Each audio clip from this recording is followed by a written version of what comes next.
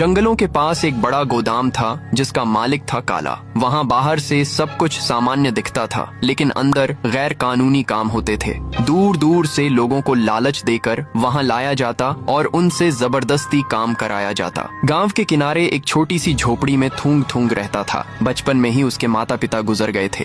गांव वाले हमेशा उसका मजाक उड़ाते, उसे गरीब, बेकार और नाकाम कहते। थूंग थूंग दिन भर खेतों में मजदूरी करता। कई बार उसे भरपेट खाना भी नहीं मिलता, लेकिन उसके अंदर कुछ बड़ा करने की चाह हमेशा जिंदा थी। एक दिन गांव में काला आया। उसने गांव के युवाओं को इकट्ठा करके कहा कि वह उन्हें काम देगा और दुगना पैसा भी देगा। गरीबी से परेशान गांव के ज्यादातर लड़के उसके साथ चल पड़े। थूंग थूंग ने भी सोचा कि शायद यही मौका है अपनी जिंदगी बदलने का, इसलिए वह भी उनके साथ चला गया। जंगल के बीच जब वे लोग उस गोदाम में पहुंचे तो धीरे धीरे सच्चाई सामने आने लगी। वहाँ कोई सीधा साधा काम नहीं था, बल्कि गैर कानूनी धंधे चल रहे थे। सबको डराकर और धमकाकर काम कराया जाता था। जो भी विरोध करता उसे पकड़कर लोहे की सलाखों के पीछे बंद कर दिया जाता। वहाँ का माहौल डर और खामोशी से भरा हुआ था। थूंग थूंग ने कई बार भागने की कोशिश की, लेकिन हर बार काला के आदमियों का डर उसे रोक देता। वह समझ चुका था कि अगर वह यहाँ रहा तो उसकी जिंदगी कभी नहीं बदलेगी। एक रात उसने हिम्मत जुटाई।